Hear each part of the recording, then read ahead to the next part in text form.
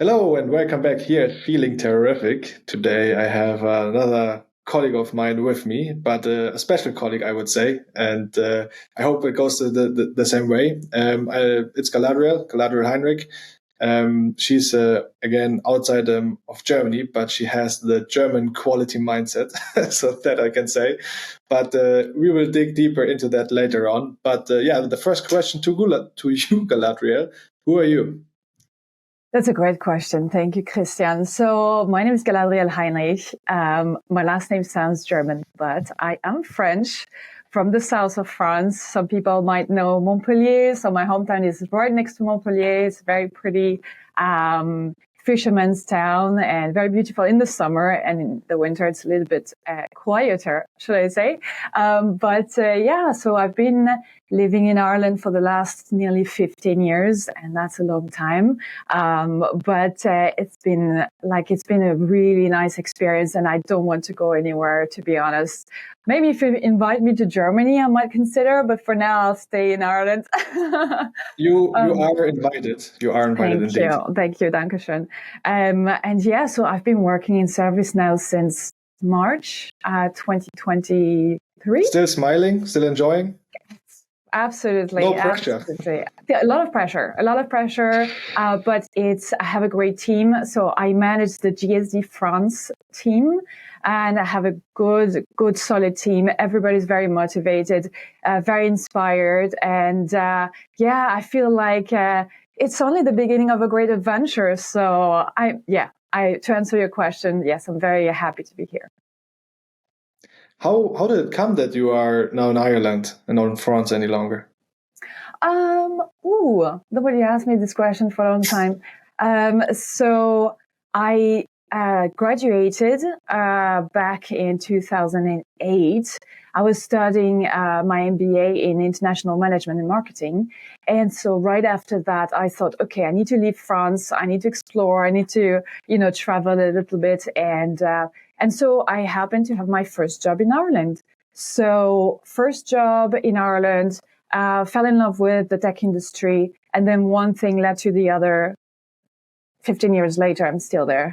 So I think it was the two things combined, the great country, great people, super friendly. I feel the love, in Ireland. I don't feel like an outsider or an expat, as a matter of fact. And then the tech industry has been really good to me. I found my feet. I found my career, and working as a leader in global sales development is as well, I think, my calling. So yeah, altogether, I feel like the stars are aligned. So, yeah. How would you describe your journey, your career in tech so far? I would say it hasn't been smooth sailing, right? I spent the beginning of my career working as a renewals manager for a commercial and enterprise for the French market and also Benelux, so for the French-speaking markets in Europe. I spent 8 years in renewals, and when I was working in these jobs, I was thinking to myself, okay, what do I want to do? Do I want to specialize on a product? Do I want to specialize on a particular size of companies? Do I want to grow vertically, become a manager? And there were so many questions. And I think the choice of organization really helped me define what I wanted to be and where I wanted to go. And so I moved up into leadership back in 2019 with Salesforce.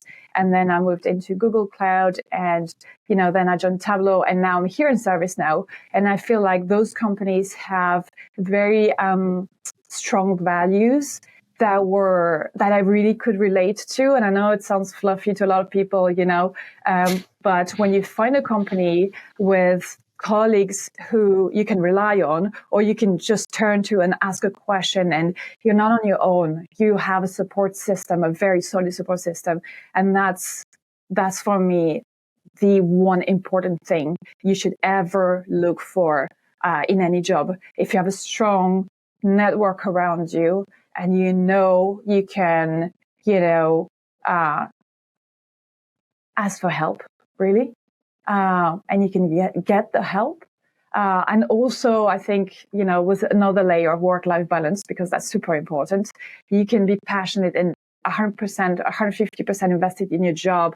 If you don't have that work-life balance, at some point you're going to burn out, right? So, and I think I found it here in ServiceNow, all of this, what I mentioned, so yeah. So at that point, I feel super lucky to be here.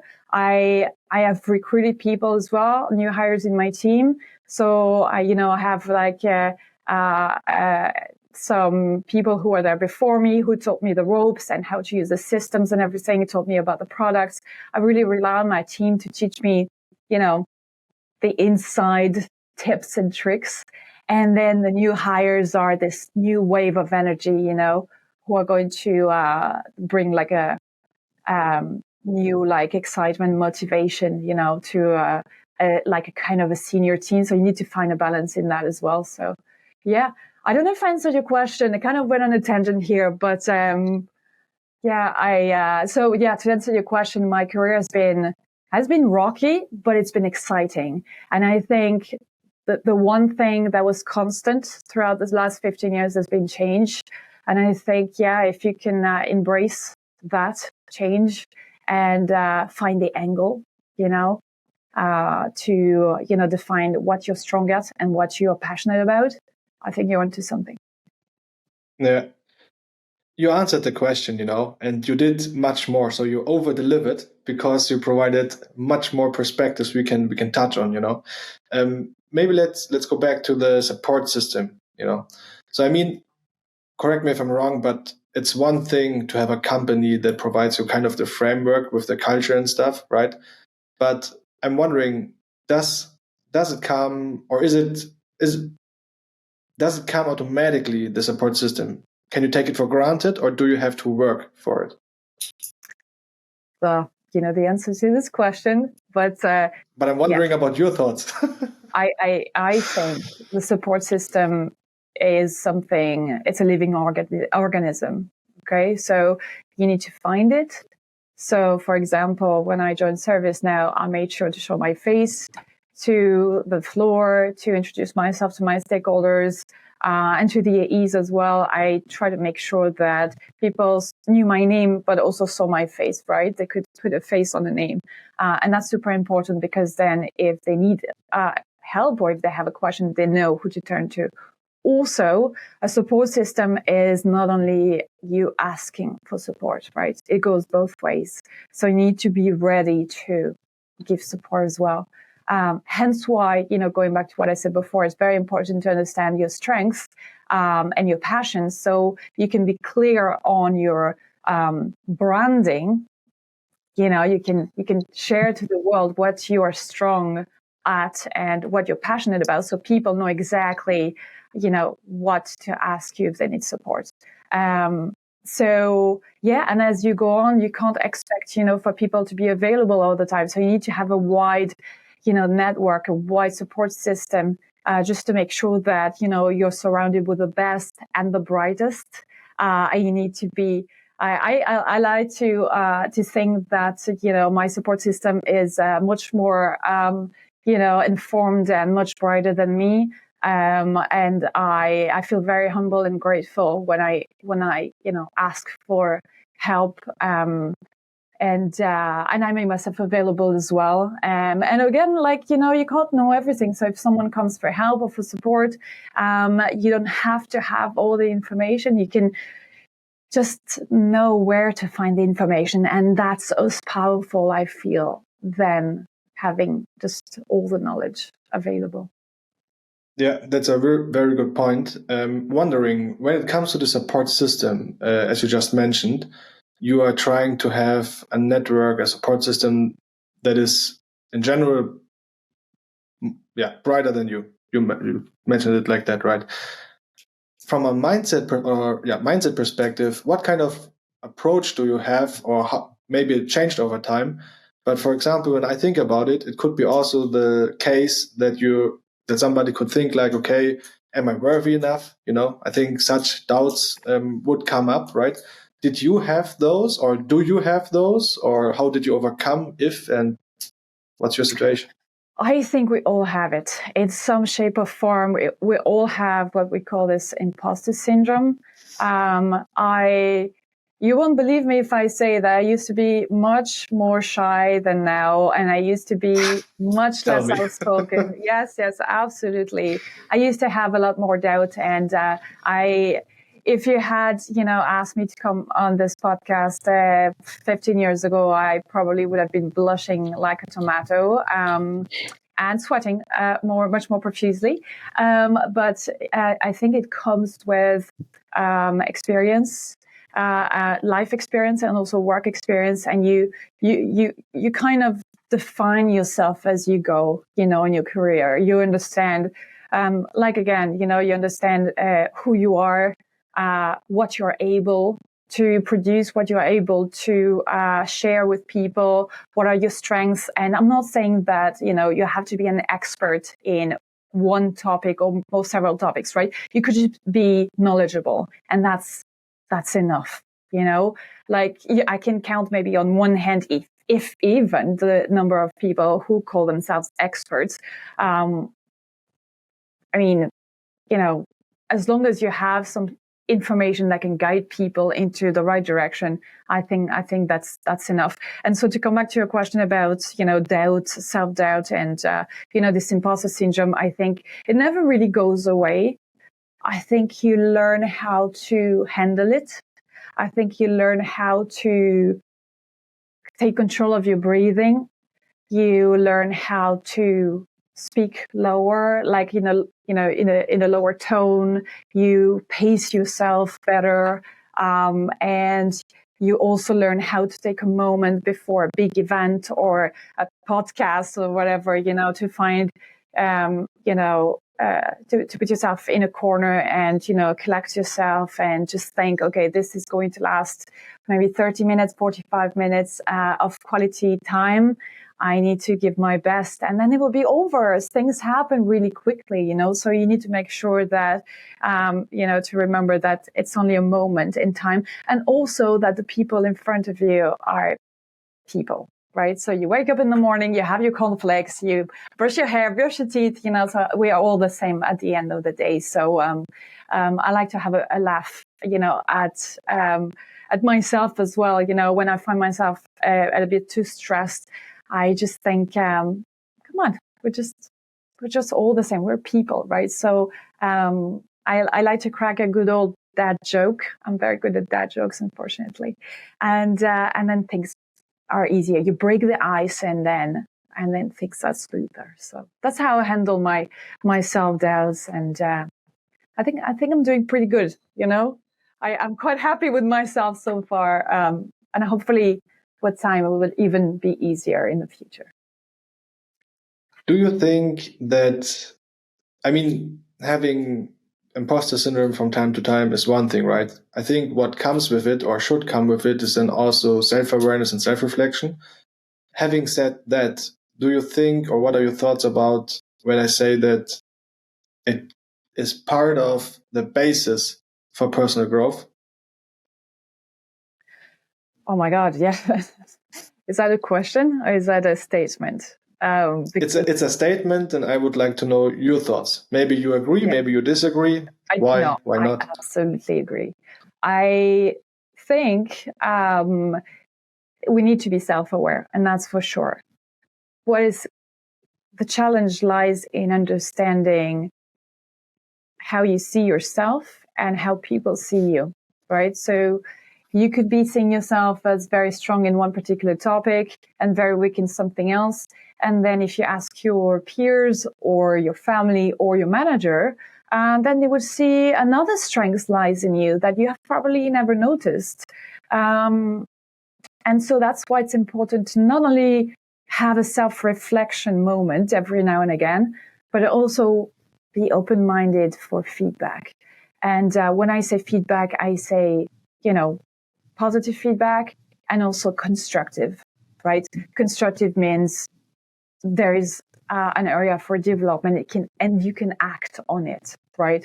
And I know feedback is scary as hell. Having someone sitting in front of you and telling you, you're strong in this, but you're not so strong at that. And that might hurt your feelings, that might hurt your pride. And so you need to be prepared. You need to be ready for, criticism, because that's what it is, right?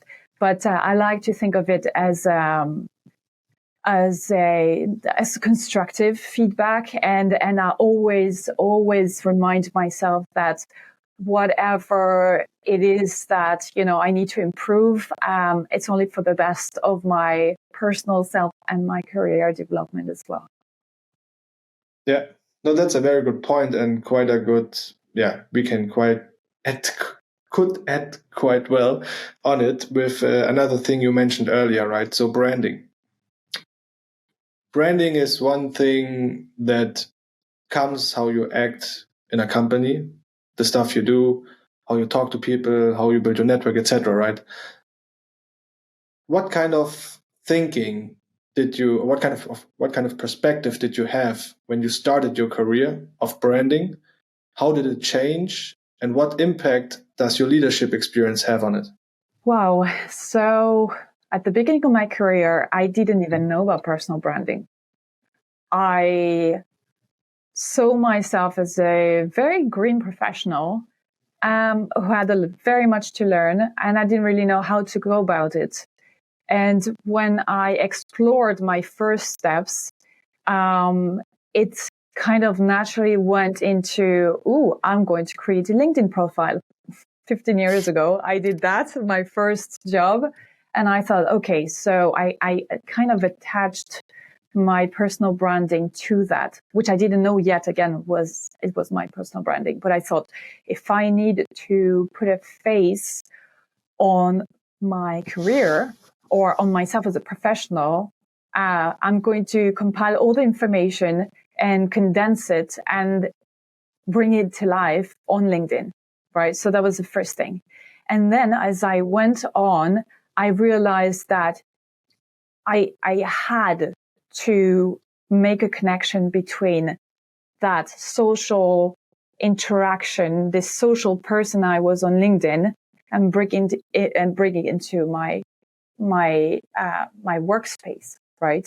Because at the beginning, I kind of found myself, again, I said I was a little bit more shy and I was less outspoken, and I didn't really use my voice as much as I do now. So I had to learn for myself how to bring this LinkedIn Galadriel into the workspace. And so 15 years later, I find that there's no gap between the two people.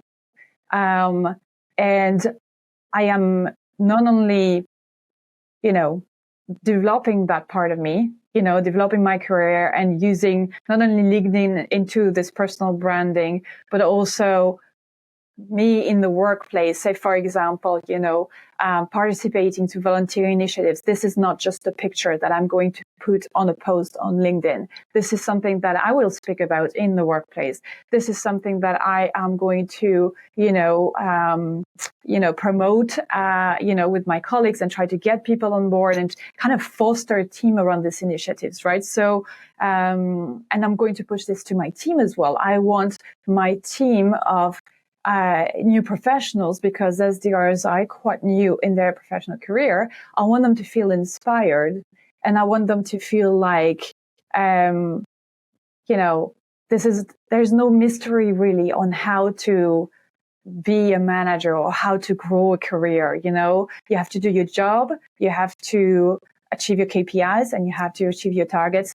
But there's this layer of socializing, volunteering, of just being a people person in the workplace that is very, very important. So personal branding is not some kind of magic, mystical thing, It is everything that you do every single day, online and offline. And I try to live and breathe those values every day.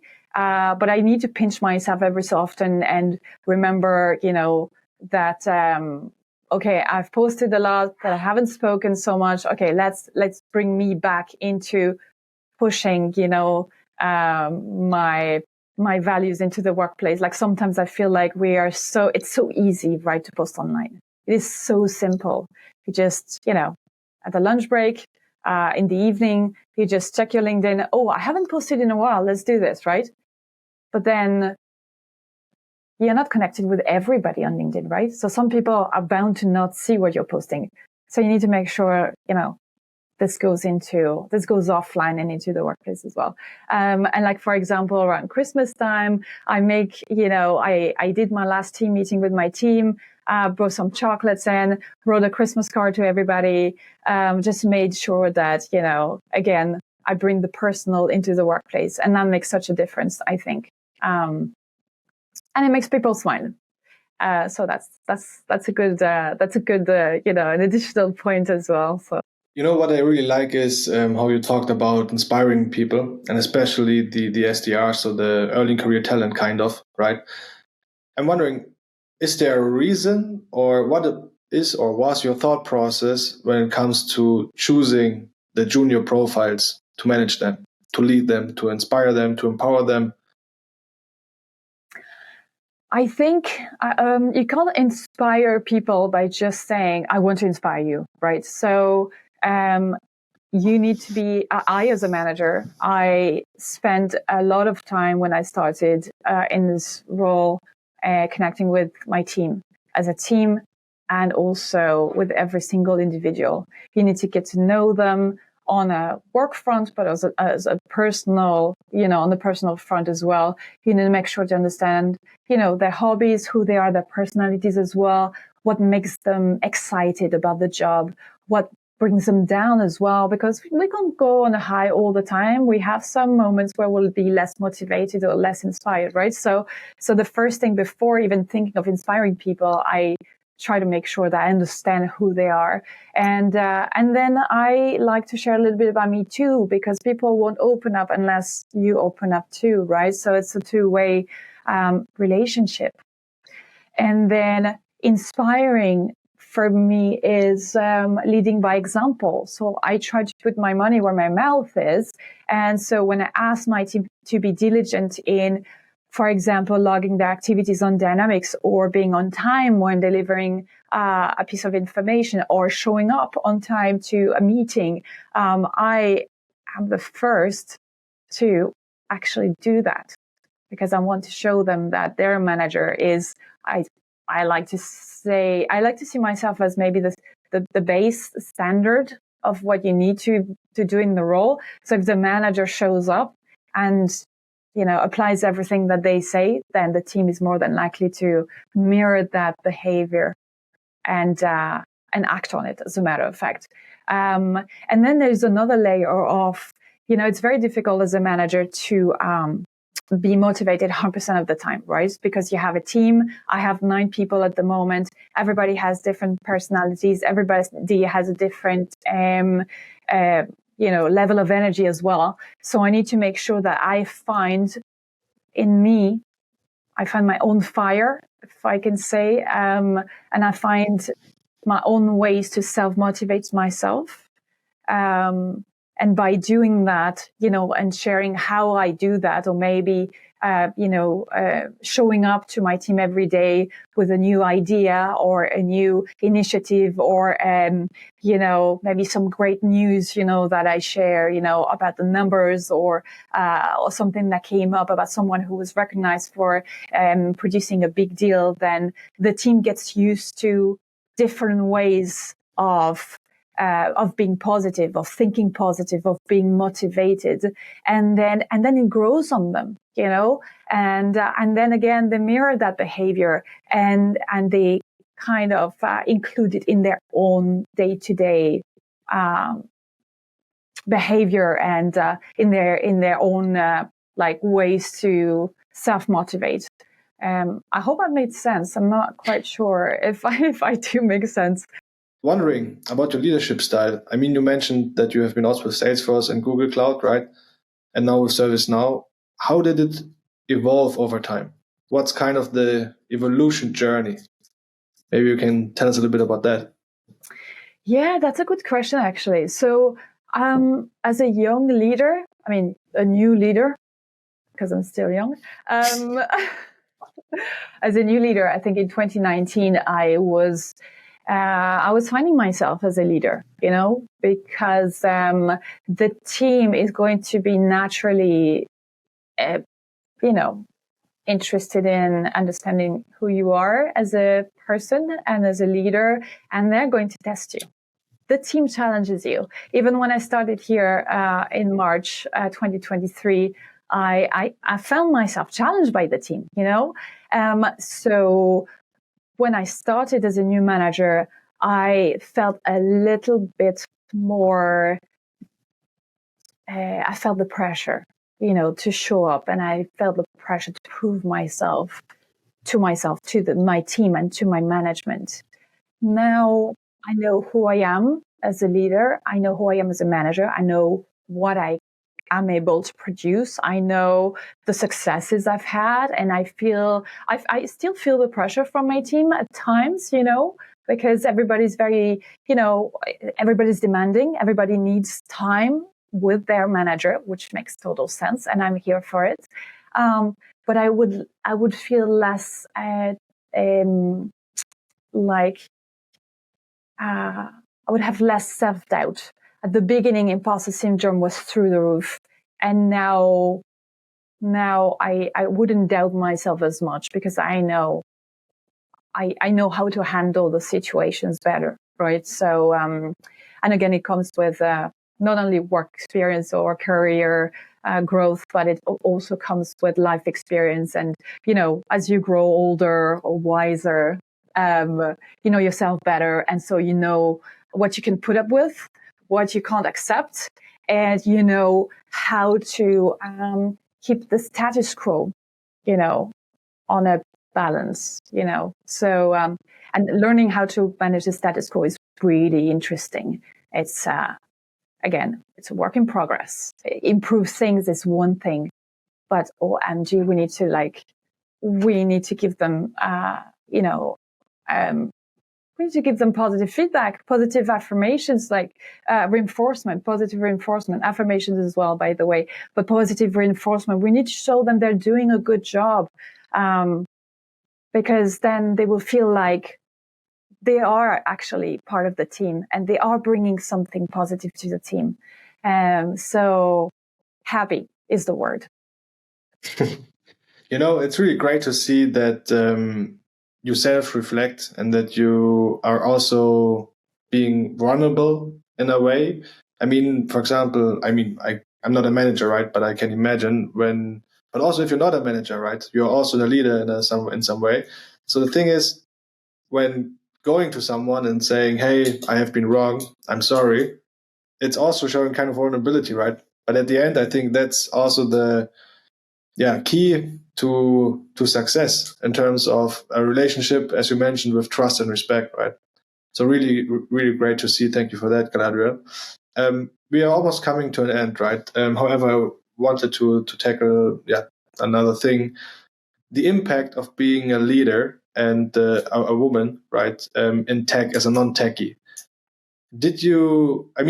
What's the journey looking like? Nowadays, it's, correct me if I'm wrong, but it's also kind of sometimes attached with cliches, right? Sometimes with imposter syndrome, sometimes with whatsoever. How was that? So I think at the moment we have a lot of focus on bringing people into STEM in school. And so the topic of digital transformation, AI, Gen AI, this is very much top of mind. But we need to remember that there is a slice of the organization, a big slice of the tech industry. I think I saw a report from Glassdoor that says that 56% of employees in the tech industry are non-technical. So without those non-techies, the tech industry wouldn't be able to function, right? So I feel very proud to be a non-techie. And being a woman in tech as a non-techie is a great achievement. In my direct family, I'm the only one working in tech. And I promise you, when I started in this career, I thought to myself, wow, so I can't code. I can't put a computer together. A very, very little technical knowledge. Like, why am I even applying for a job in the tech industry? And I thought, people would see, the imposter behind the CV. But then it so happened that, as a non-techie, there's no being an imposter. You have your own set of, I wouldn't say like Liam Neeson, I have a set of skills, that I've collected throughout the years.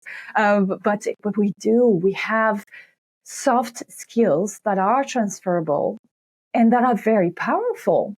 So it doesn't matter that we don't have this heavy technological knowledge. Also, we need to remember that a not technical employee is not the same as a non-technical person. A non-technical person cannot even use a smartphone, has very, very little technological knowledge as in on an everyday basis. But a non-technical employee can use a CRM system. We can use, connect a laptop to a screen. We can use our phones to work. There's so much technological tools that we use. So we are technologically savvy, but not as much as an engineer would be, developing technology. So I'm very proud of that. And also being a woman in tech as a leader it is, I don't want to say it's challenging, because once you find your feet, once you have your support system, I mean, I have great colleagues around me, have great managers from all types of, teams and departments. And I know I can trust them if I need support, and they know they can come to me too. So I find that I would love to have a little bit more representation, of course.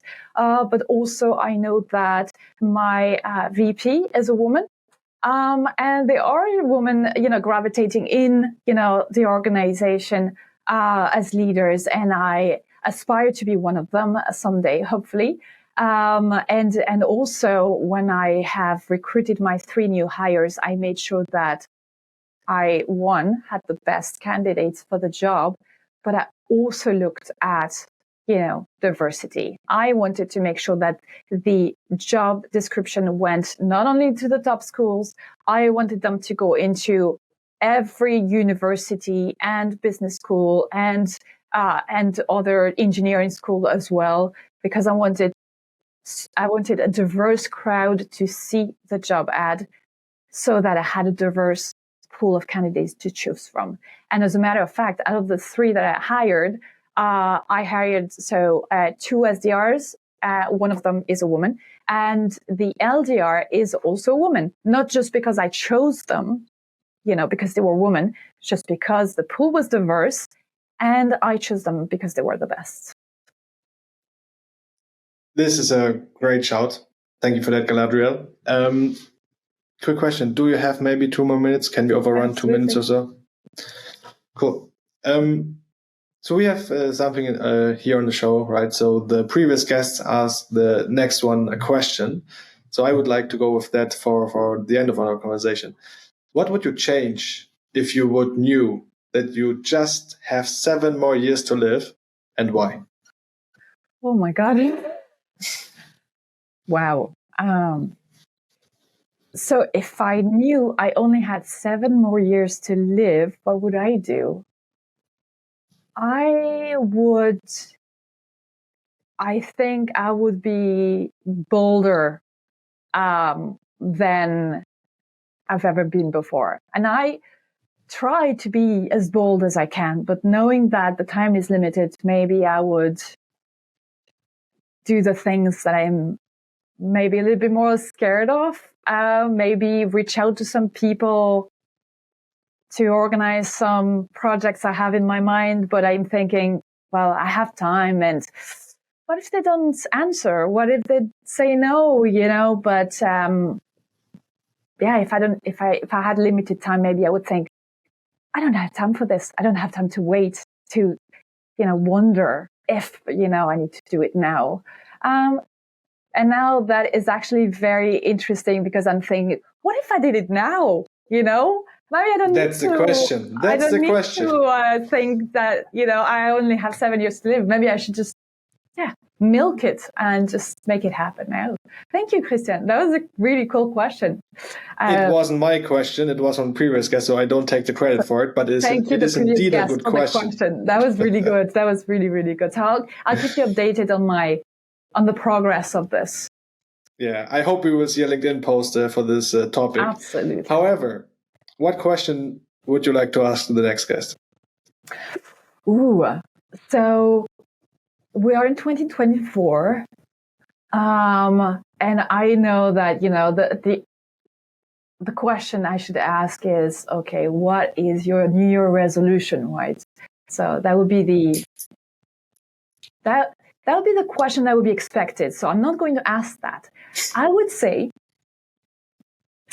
what is the New Year resolution that you're going to keep for this year and you're going to make happen? So not just any New Year resolution, the one that for sure you're going to get done. So we will take this question offline because I'm curious what yours is going to be. But thank you, Galadriel, for your time. It was a real pleasure. And over to you for the last words. My last words are, thank you so much for listening to this podcast. It was a pleasure, Christian, to be with you. I wish you a very happy New Year, and I wish all your dreams come true. And if there's one thing you need to remember from this episode is be all you can be. Thank you very much. Bye-bye.